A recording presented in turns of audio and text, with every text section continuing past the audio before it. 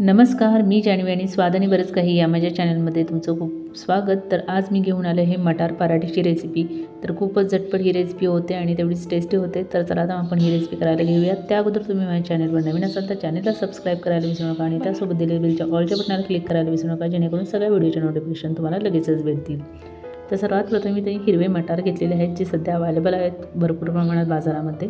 त्यासोबतच घालायचे आपल्याला 10 ते 12 लसणाच्या पाकळ्या, 2 हिरव्या मिरच्या घातलेल्या आहेत, 1 इंच आल्याचा तुकडा मी बारीक तुकडे करून तो वापरलेला आहे आणि सोबतच मी कोथिंबीर घातलेली आहे.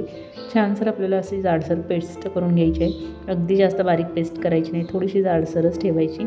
इकडे पॅनमध्ये मी तेल घातलं आहे, सोबतच हिंग घातला आहे आणि जे काही आपण वाटण करून घेतले ते घालून घेतलेलं आहे. छान वाटण आपल्याला हे परतून घ्यायचं आहे.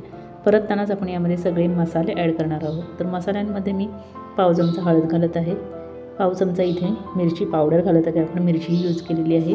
पाव चमचा मी जिरेपूड घालत आहे, धणेपूड घालत आहे पाव चमचा आणि गरम मसाला घातलेला आहे मी पाव चमचा आणि सोबतच इथे मी चाट मसाला घातलेला आहे. सगळं मी पाव चमचा घातलेला आहे, कारण की आपण जास्त स्पायसी करणार नाही, मुलांना द्यायचं आहे.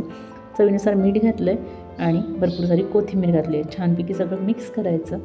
झटपट हवं होते हे कृती आणि थोडंसं गार झालं की लगेच आपण पराठे करायला घेणार आहोत. तर ऑलरेडी मी कणिक मळून ठेवली होती, तर त्याचा मध्यम आकाराचा गोळा घेतला. अशा प्रकारे त्याची पारी करून घ्यायची, थोडंसं खोलगट करायचं आणि त्यामध्ये आपल्याला जसं आपण पुरण भरतो पुरणाच्या ह्याच्यामध्ये कणकेमध्ये, तसं आपल्याला हे स्टफिंग करून घ्यायचं आहे आणि छानपैकी आपल्याला हा पराठा लाटून घ्यायचा आहे. तर पराठाच्या माझ्या आणखीही रेसिपी आहेत, त्याही पाहायला विसरू नका. त्याही खूप इझी आहेत आणि तेवढ्याच टेस्टी आहेत. तर बघू शकता छानपैकी आपला पराठा लाटून झालेला आहे. एक साईडला मी गॅसवर तवाही गरम करायला ठेवला होता. थोडंसं बटर घालणार आहे, हवं असेल तर तुम्ही तूप घाला आणि आता हा आपल्याला पराठा परतून घ्यायचा आहे.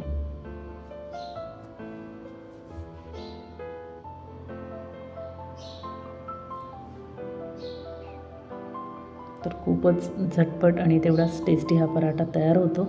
तर मटार आहेत, हिरवे मटार सहज अवेलेबल बाजारामध्ये. खूप सारे आपण वेगवेगळे पदार्थ करत असतो, तर हाही प्रकार तुम्ही करून बघा. यासोबतच मी मटारच्या अनेक रेसिपी शेअर केलेल्या आहेत, त्याही पाहायला विसरू नका. मटार पुलाव केलेला आहे, मसाले भातही केलेला आहे मी मटार घालून, तर तेही तुम्ही पाहायला विसरू नका.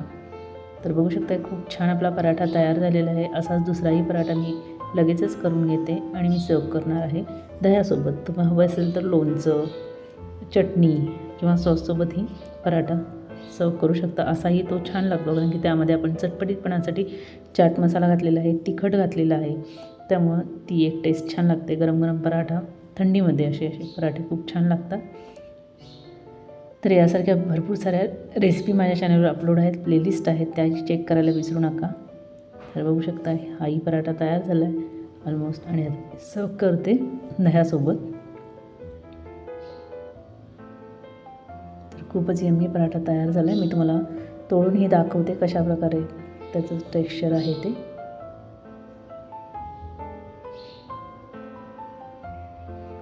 तर बघू शकताय खूपच मस्त स्टफिंग झालेलं आहे. तर हा पराठा नक्की ट्राय करा. आवडला तर जास्तीत लाईक करा, शेअर करा. भेटूया अशाच एका नवीन रेसिपीसोबत. तोपर्यंत bye bye. Thank for watching friends.